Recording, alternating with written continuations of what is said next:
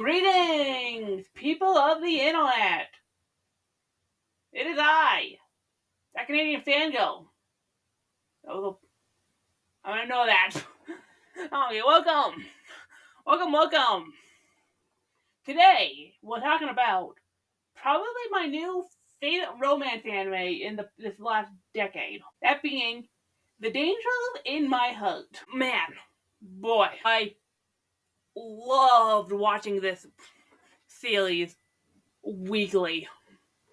This show is so good. Like, I would do anything for Kyoto and Anna. They are the world's best couple. I love them.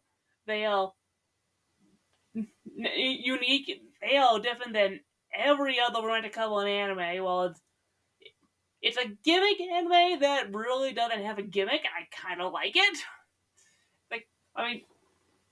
This is like one of those shows where you would think, okay, it's one of those anime. Well, it's like, something anime, basically these two awkward teens in middle school, and their romance is mainly one person teasing the other, and basically kind of make the other one blush, and that's all it is. Basically, my heart feels more real than that, and that's why I love it. Just because you think it's going to be just another one of those animes, and then it turns around and it turns out it's more about these kids basically discovering who they are, and I think it's really sweet. And Kyoto's going to its own. It's probably one of the best, male leads in a romance in a long time. And Anna is like my waifu. It's like, I never thought I would have to say I have a waifu, but it's like, yeah, my waifu is probably Anna from Danger in My Heart. I love her. She is like the only character she's like the first character I legit considered cosplaying. It's like, if they want to figure out how to make a good cosplay, I kind of want to go to a con and cosplay as Anna Yamada from Danger in My Heart. And see how many people recognize that. And I was like, and not just because I definitely have the build. It's like, I know, it's one of the things like watching the show. It's like, Anna's like freakishly tall. She's not super skinny. I have the build. I could totally pull off an Anna cosplay.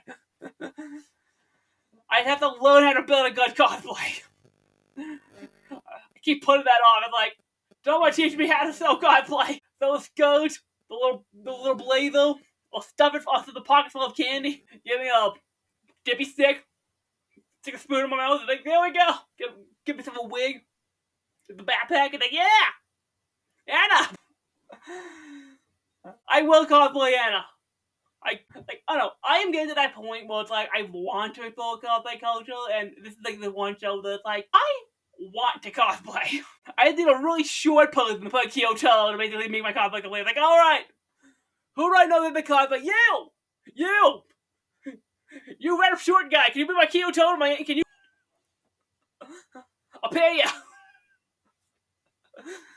Kind of really awkward little emo looking guy. It's like, yeah, I like them. They're like the most mismatched pale, but they're the mismatched pale of teens, but they're so likable together. Because Anna is such a bubbly, optimistic, this,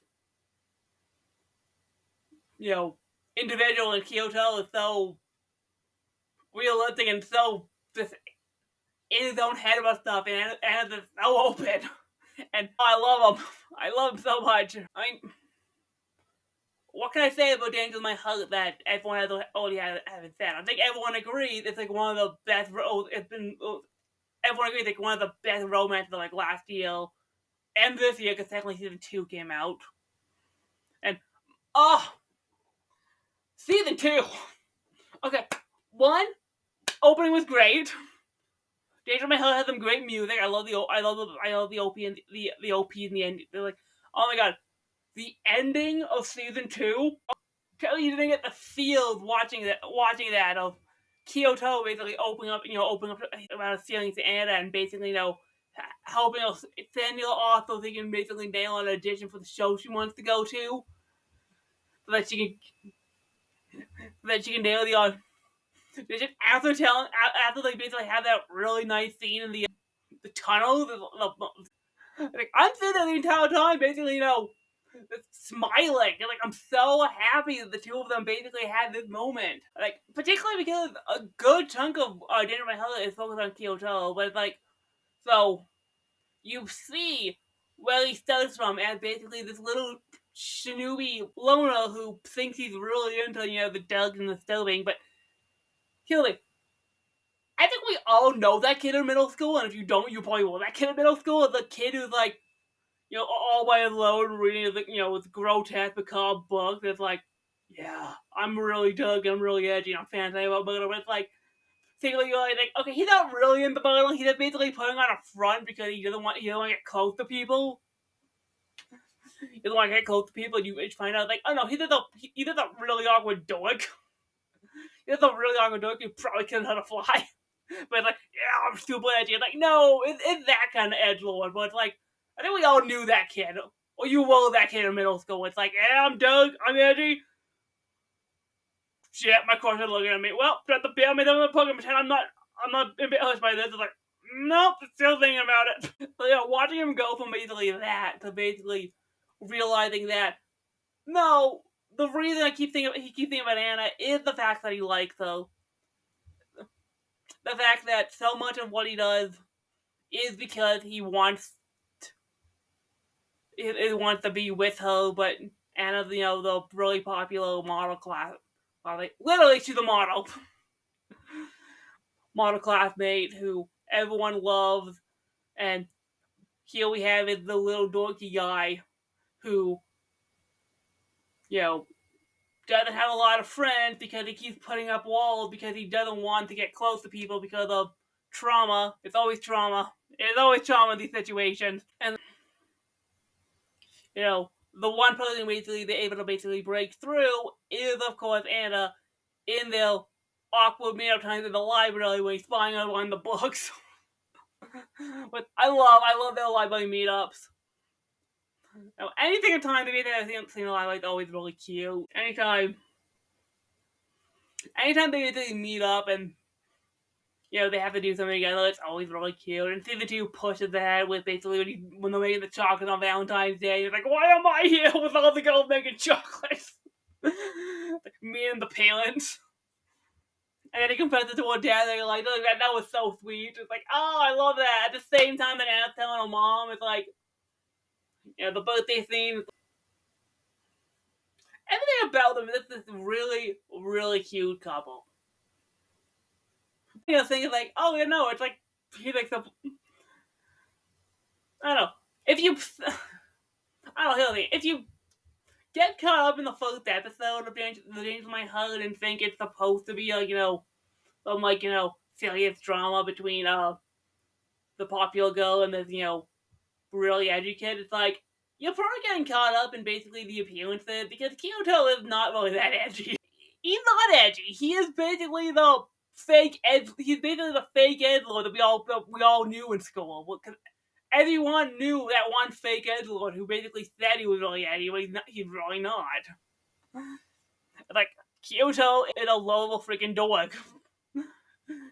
Like, he's a lovable freaking dork who really doesn't know what's going on.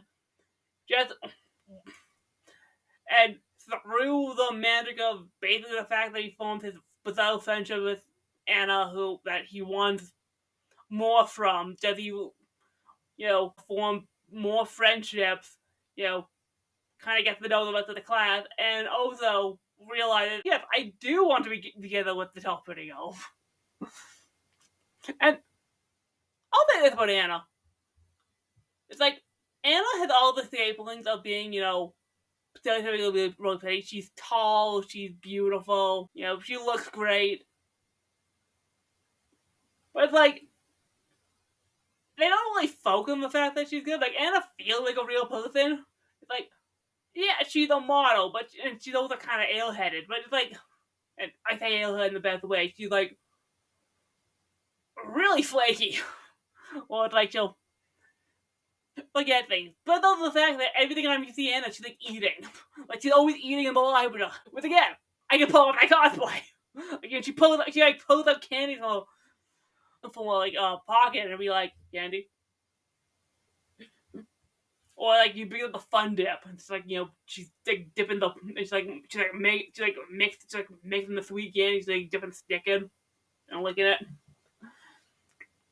Like, but yeah, she has like she feels more real than being a popular girl. One, I love the fact that the fact that she's really tall, they don't make like super well built.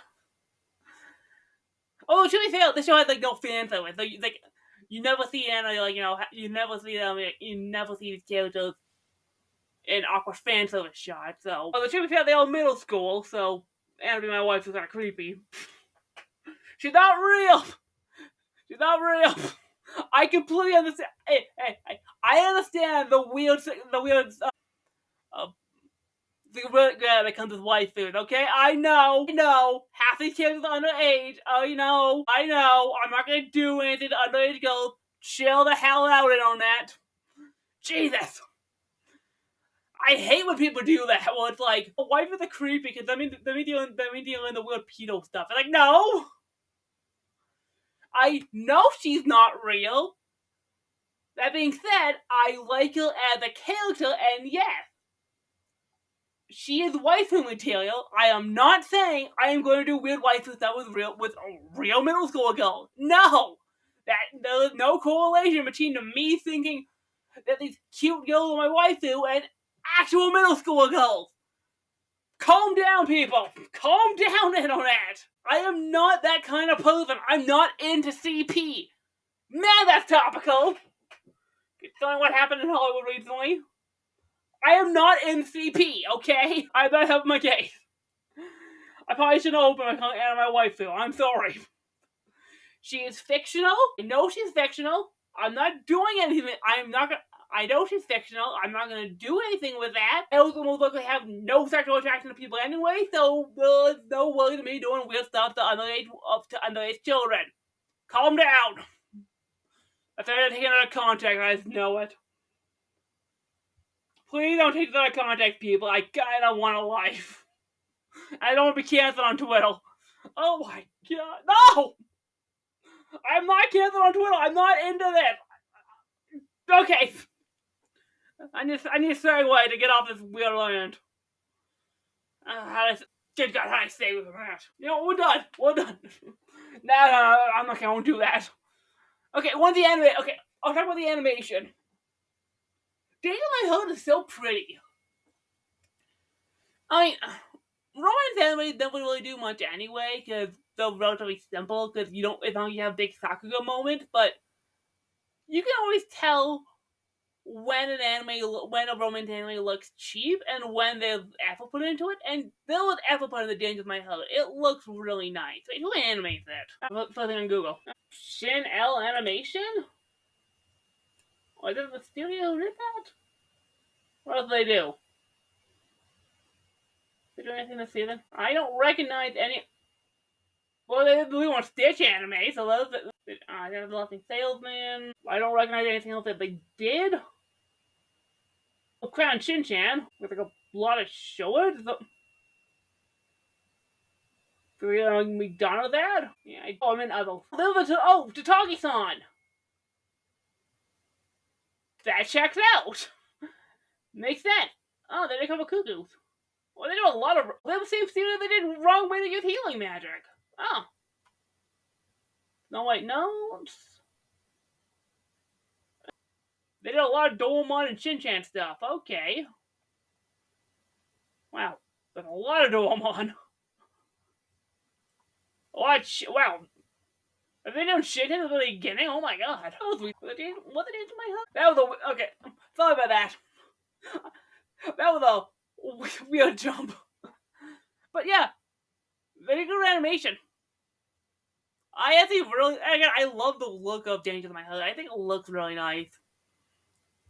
And again, you don't need much for a romance, but you get sweeping camera angles of of the couple, the camera goes down, we got Sakura tree goes by, and it's like, oh yeah, again, it looks pretty. Danger My Health, like, yeah, it's just one of those shows that just puts me in a good mood when watching. It's like, it's just charming, it's fun, it's just a good old romance with two really likable, fun leads who you want to see together, because on top of having really good chemistry, they also,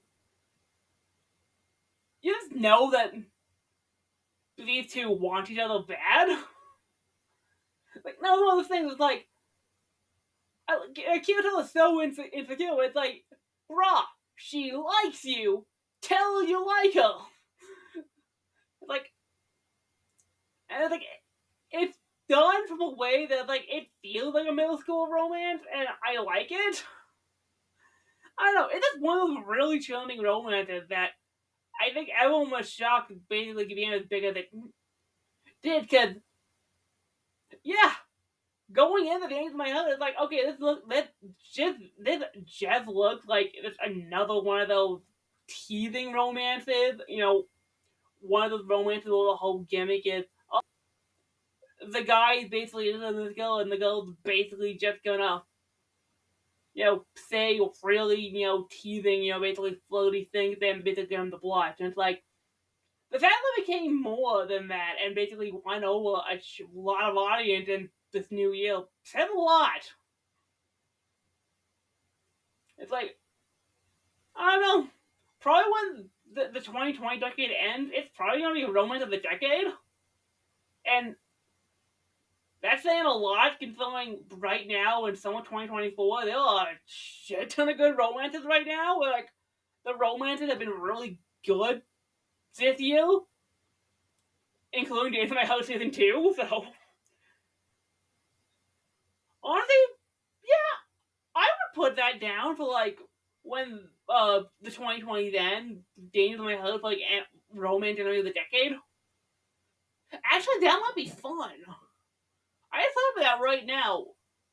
Maybe in, okay, well, 2024 right now, 6 years when we hit beginning of 2030, I'm gonna do a anime of the decade list and basically talk about, top anime of each specific genre. Best comedy, best romance, of basically the 2020 decade. Yeah, that could be really fun. I might do that. And I mean, yeah, romance has been really good this year, but it's like, Days of My Heart is probably gonna stick with me for like the rest of the decade, because it's just one of those romances that just makes me feel a lot of things, and I love this show. I also like, this is a weird personal thing, but I like when romance anime don't have huge cast. Well, it's like, it's mainly just focused on the two main characters and maybe there's a couple of friends. And it's not like, oh, it's just like huge friend group, and it's like there's like this huge friend group. It's like, no, it's like Anna's got maybe also 3 close friends, and Kyoto maybe interacts with like 2 guys in the entire show, but they don't get a ton to do in the plot. So I don't know. I appreciate that. I really do. I mean, there's not really much else to say about Danger My Heart. This is a show I really like, and I just wanted to say I like it. I like the animation. I like the characters. I love the story it tells over its 26 episodes? Yeah, 26. Yeah. So 20. I don't know. I think the problem with the podcast is a lot of times I think of these things months in advance, and I book the thing I want to talk about. And I really only put this up because of something that came up, and I just wanted to say, oh no, this show is amazing. I want to talk about how much I love it. So I'm not calling out Anime America. I know they put it on their worst list, and they did when they did the Anime Award last year. But it's like, I'm not judging Anime America. That's part of the reason I wanted to do this episode. Is like, but it's like opinion. Like, everyone's got their own opinion when it comes to shows. If you don't like Angel in My Heart, I can't say I'm shocked. Like, I'm not gonna sit there and say the Anime America is wrong for saying that Yank in My Heart is not good, because it's like, no. If you watched it and you didn't like it, that's totally valid. I personally think it's like one of the best shows of last year. It was like one of the best romances. I can't say it'll be the best romance this year because we got so many good romance coming up in 2024. So, but it's definitely a contender. But then again, it was a little bit sequel this year, and I don't want to get. I mean, to be fair, if there's gonna be an award for the best romance anime sequel, it'll probably win. What I'm not gonna do. I'm not gonna do the anime awards this year. I'm thinking of doing something different. Well, okay, I was gonna say this. I'm thinking I might, instead of doing my anime awards this year, I might do a tier list. And tier list, my choices for like tier list all anime in 2024 from like S rank to F, and basically rank every single anime that came out this year instead of basically having to come with awards, because that'll also tell you what anime I really liked in 2024, which one I didn't. But then again, finding out that no one watched last week's episode on my MCU tier list, it's like, God, but do people really want to watch a tier list for me then if MCU got like no hits? So I'm bummed about that. The fact that apparently I looked so hard on that tier list and no one listened to it. It's like, oh, come on, that just hurts. It's like, you put all that effort in, you put all this effort into it, you watch 32 movies over the course of 2 weeks, all ranging from like 2.5 hours. It takes like it's like 6 hours of my day. It's like so many hours. I take note to basically, figure out what I like about all these movies, and no one watches them, and no one watches it. It's like typical. You put work in and no one cares. Meanwhile, this episode that I'm putting like no effort into is probably gonna get like 1 million hits, and I'm gonna be really sad. It's like, what you people want? You want no effort. Like, you don't really care that if I work hard, you're like, no, I'll listen to whatever. I just want you to ramble. It's like, to be fair, I guess this podcast got started because of me rambling about Pokemon for 30 minutes. So I guess y'all want rambling, and you don't want me to be fair. Like, I want to do more stuff that I have to prepare for because I really like that stuff. I like putting in the work and basically deciding. So we'll see what happens. I'm thinking of doing a summer movie retrospective. I'm thinking as the season wraps up on the end of August, I'm going to do a summer movie retrospective and go over every single movie I've seen over the summer 2024 season. But I don't know. Again, that requires work, and apparently you people don't want me to work. So I don't know. I shouldn't have complained. The fact that I have people watching at all, I'm just kind of finding a blessing. But yeah, Danger's my hope. To get back to what this episode was about, fun show. I think it's cute. I really like the character. I love the story. I love the animation. It's one of those animes I just really like. That's really all I have to say about it. Well, thanks for listening, people. Thanks for listening, people. Remember to like and share this podcast around. Leave a comment. Share it online on your social media and stuff like that. Basically, tell your friends. Remember, no gatekeeping. We don't gatekeep in the community. If you like something, you're a fan of it, don't let people tell you otherwise. Remember to look in the description down below for the link to all my socials. Twitter, or X, Instagram, Facebook, my Twitch, which I haven't done anything with because I got really bummed. Wattpad, Fanfiction. I am getting back to editing my book on Wattpad because I want it to basically, get some more attention because the Watties are coming up. Probably not going to make a submission deadline for the Watties this year, but it's okay. I want to take my time, and I'm actually getting really happy with where my book is going. So if you're ever on Wattpad, look up Jailstar43 and give The Apprentice a little look and read. I'm really proud of Chapter 6. I think it's some of my best work. There I go again, just, plugging my own words. But, that's what this podcast is for. Thanks again for listening. Next week will probably be another episode. Probably had no effort. I gotta get off this train. I'm just bumming myself out now. Remember, when people ask you what fangirl do you listen to, it is That Canadian Fangirl. Which Canadian Fangirl? That Canadian Fangirl. Alright. Later, people. It's gonna be a short episode this week again.